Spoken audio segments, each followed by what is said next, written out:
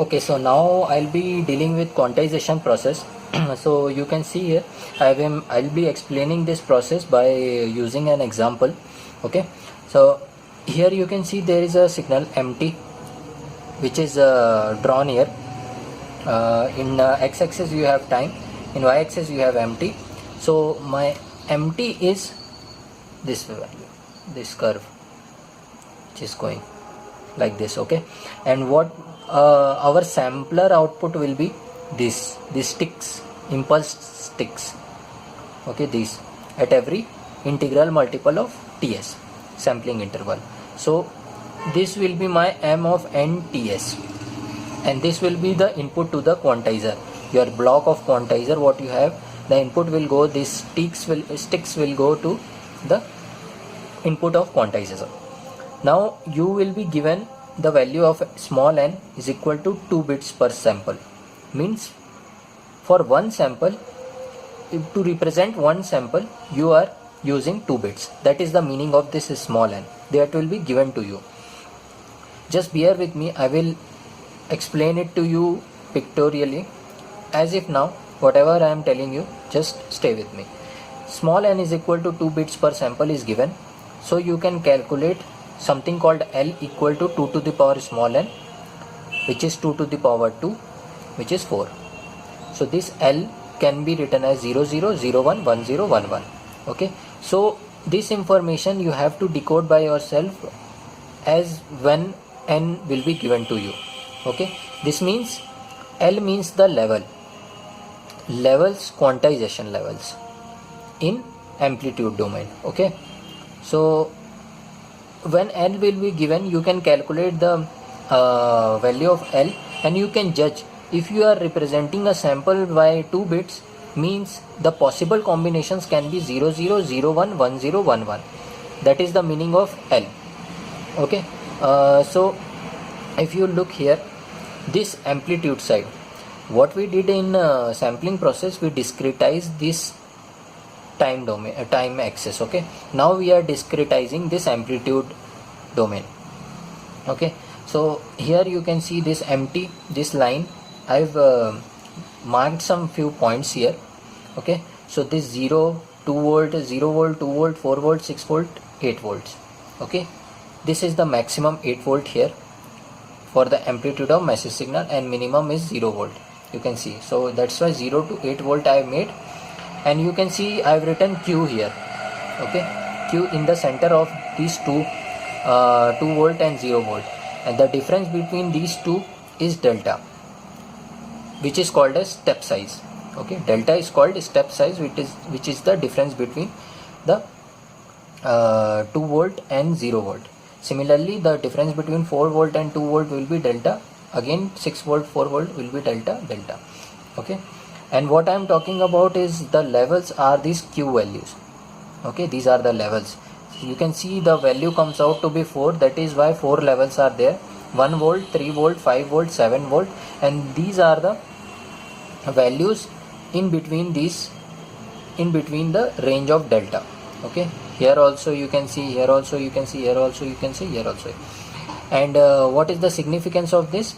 You are representing 1 volt with 0 0, 3 volt with 0 1, 5 volt with 1 0, and 7 volt with 1 1. That is the significance. So these are the levels, this Q where I have written, these are the 4 levels.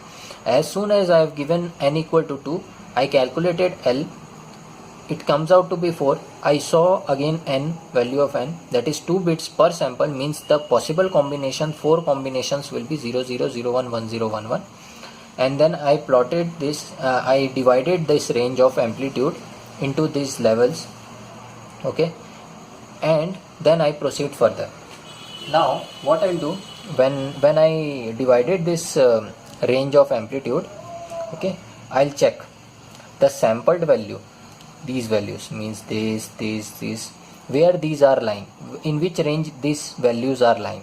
So let's say if your sampled value is 0.5 volt, where it is lying? It is lying between 0 and 2 volt.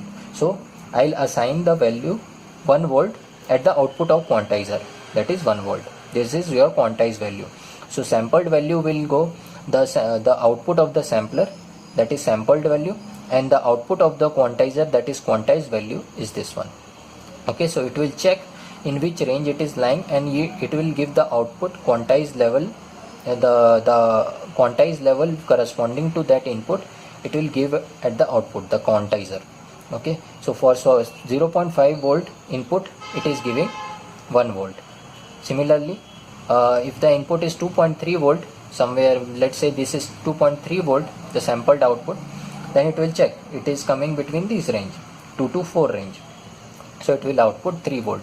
Likewise 3.6 will come in this range, so 3.6 will come in this range, so that is why 3 volt. Similarly 4.9 will come in this range, so 5 volt. 6.2 will come in this range, 6 to 8, so 7 volt. Similarly 7.9 will come in this range, means 7 volt. So that is the input given to the quantizer, and that is the output given by quantizer. Okay, so these are sampled values, these are quantized value. That's how the quantization is performed. Now what is the significance of these levels? So whatever the output of the quantizer is, based upon that encoder will give the output like this. So 1 volt means 0 0. So quantized value is the input to the encoder, and the output of encoder is given like this. So these are bits. Okay, so 0 0. For 3 volt this is 0 1. For 3 volt again it's 0 1. 3 volt 5 volt 1 0. Then 7 volt 1 1, 7 volt 1 1. So this is the input to the quantizer, sampled value. This is the output of the quantizer, quantized value. This is the input to the encoder, and this is the output of the encoder. Okay, so that's how things goes. I've written quantization process, but I am explaining encoder as well here. Okay, so this is the part of quantization, and this is the part of encoding. Okay, so at the input you will give samples, and at the output of quantizer you will get some values, quantized values, and based upon that quantized values the encoder will decide how you represent that quantized value. Okay, so 0 0 in case of 1 volt, if it is C 1 volt, 7 volt if it is C, it will represent as bit by 1 1 bit. Okay, now again there is one more column I have made here, which is, you can see the difference between these two, that is called quantization error, QE, which is defined as sampled value minus quantized value, this minus this. If you will do it, you will get minus 0.5, 2.3 minus 3 volt, minus 0.7, 3.6 volt, minus 3, that is 0.6. So likewise you will fill the table, you will get the quantization error. Okay, and again there is one more table I have made just to give you an example. If the sampled value and quantized value are given as 0 volt, 8 volt, 1 volt, 7 volt, the quantization, the maximum quantization error will be given as these two values, standard value minus quantized value. So you can see it is the same as the difference of standard values minus quantized value, but you look out for the maximum one. So in this case you have 0 volt minus 1 volt, that is minus 1 volt, 8 volt minus 7 volt, that is 1 volt. So this is the maximum you can get, maximum quantized error in this range. Here also if you will check, the maximum error you are getting is in negative side is minus 0.8, and in the positive side you are getting 0.9. So this is based upon these input. Okay, now the maximum you can go for is 0 volt and 1 volt, means your sampled value is 0 and your quantized value will be 1. So remember here we are going for floor value. Okay, if 0 is your sampled value, it will be assigned 1 volt, but if 2 volt is your sampled value, the quantizer output will not assign 1 volt, it will assign 3 volt. So the floor value it is taking from 0 to 1.9999, it will be assigning 1 volt, quantizer will be assigning 1 volt.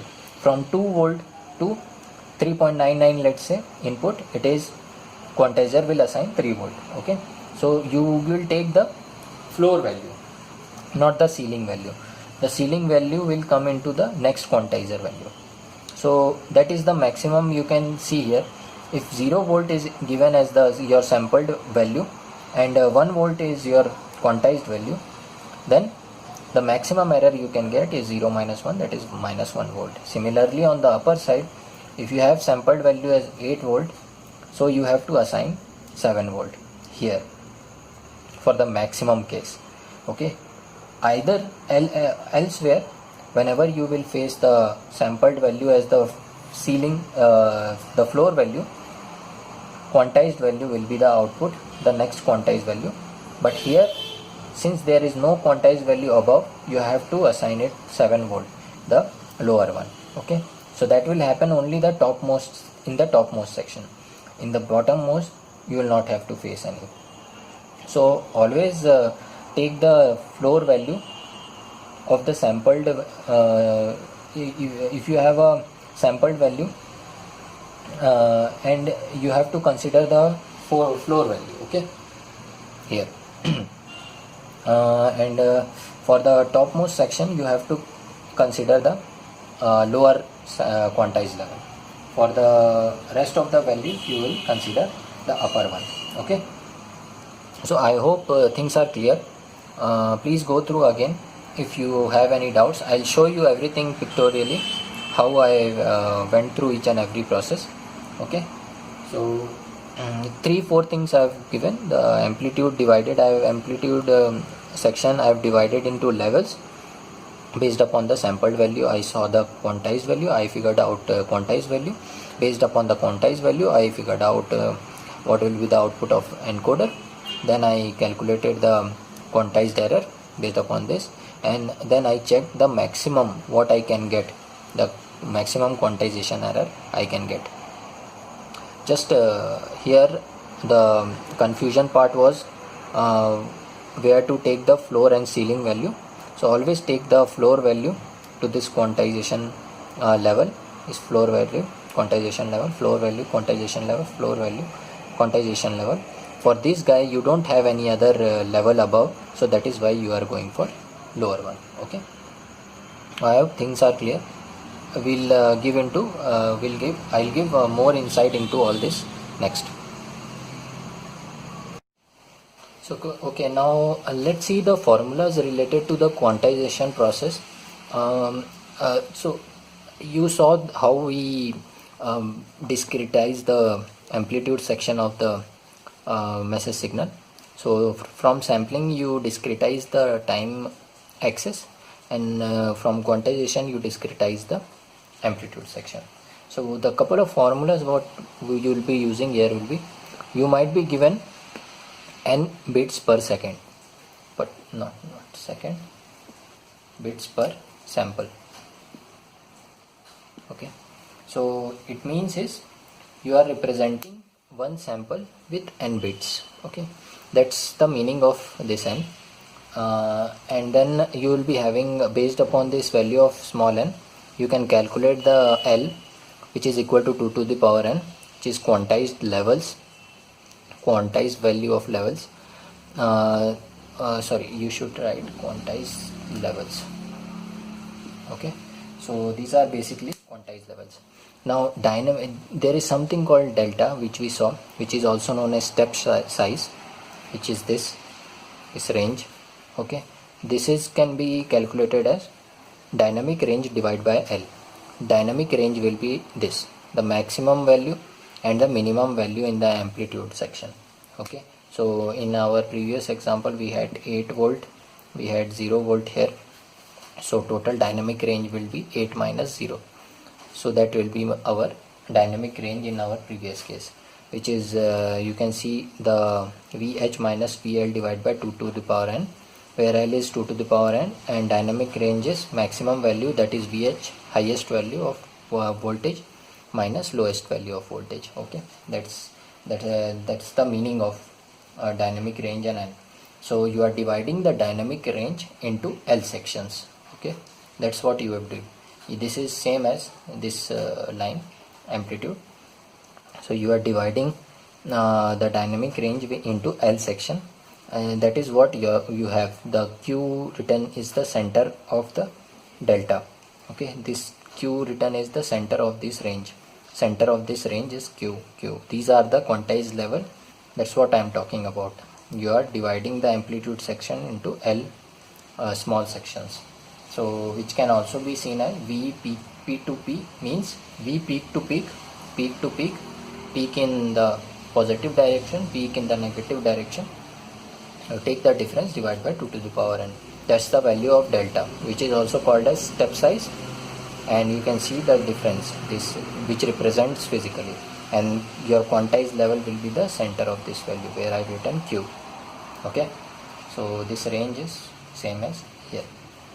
Again we saw QE, which was quantization error, which was equal to sampled value minus quantized value, and we saw in the table. So these formulas will be helpful. And now you will see the QE max, which is quantization error max, will be equal to plus minus delta by 2 volts.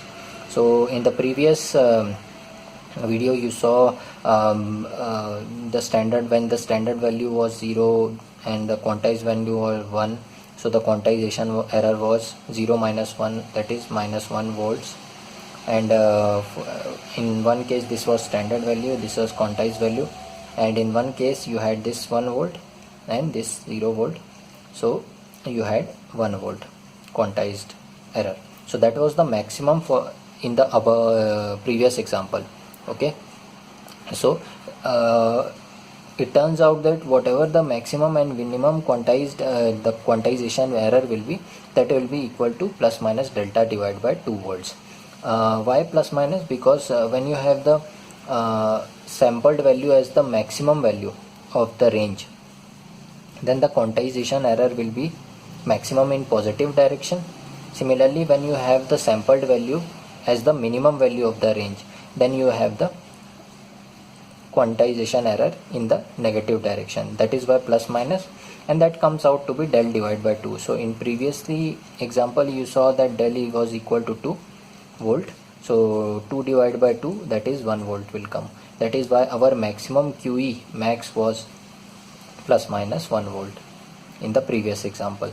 So that is the reason it always comes out to be del divided by 2, plus in the positive direction, minus in the negative direction. That happens that you can see if your sampled value will be equal to the maximum or minimum value of the range. Okay, that happens. So these are the formulas related to quantization process. So I think whatever the process of quantization is, it's clear for you now, and you are able to see the levels, you are able to see the bits per sample and the dynamic range divided by the number of levels. So that's why this delta, why this delta is like this. So I hope you are able to see these all formulas in terms of the picture. Similarly, this quantization error will be the difference error. Okay, the maximum error you will get when you have the upper or lower value as a sampled value. So I hope you are able to see all of this stuff. Okay, so that was the point. So this is the quantization process, how you do. Now I'll move on to the encoding part. Okay, now let's look at the encoding part. So although encoding was a different topic, but I thought of consuming it in quantization process as only, so that you will get a better picture. So you can see here the signal which will come out of the encoder will look like this, and the signal which will go into the quantizer will be the quantized value, like 1 volt, 2 volt, or 7 volts, what we had in our example. So encoder is encoding the quantized values. So previously we saw for 1 we represented it with 1 encoder output. 0 was represented by 1 volt. Okay. So when you give 1 volt at the input of quantizer, you will get 0 output from the encoder. Similarly 1 1, if you will get output from the encoder when you provide the input to the encoder 7 volt, which is coming out of quantizer. Okay, so you can see 0 0 1 1 0 0 1 1 0 0. Likewise this kind of signal you will get at the output of encoder. So now here if you will see, our n was 2 bits per sample. That is why we are representing a sample. This is one sample, this is one sample, this is one sample with 2 bits. Okay, where if you will see, TB is the bit period or bit interval, means the time for which one bit occurs, and TS is your symbol or sampling interval, or symbol or sampling time or period. Okay, so symbol, if you will see, it is a group of bits. Symbol is always a group of bits, and one bit is, and when I call it bit, it is 1 bit. Okay, so for symbol you just have to be greater than 1 bit, it has to be greater than 1 bit, and for bit it is only means 1 bit. So here you can see it is more than 1 bit. If you are representing one sample with more than 1 bit, that is why you call it symbol or sample, that is your sample as well. Okay, so that is why TS symbol and sampling interval are same. So this is called as symbol because it is containing more than 1 bit, and it is called as sample interval because you are representing this one sample with this much time. Okay, so for one bit you have TB, so for 2 bits you will have 2 TB, so TS will be your 2 TB. If you will increase the number of bits per sample, likewise you will have your symbol interval or sampling interval. So basically it is TS is equal to n TB seconds, where n is your bits per sample and TB is your the bit period. Okay, so that is how you calculate the sampling interval or the symbol interval. So that is what I wanted to mention here. And this is the signal coming out of the encoder, and what went inside the encoder, the quantized values. So we saw for 1 1 we saw it was 7 volts, for 0 0 it was 1 volt, for 0 1 and 1 0 it was 3 volts and 5 volts. Okay, so this was in our previous example. So likewise you map, okay, so likewise you map the quantized value into the bit stream.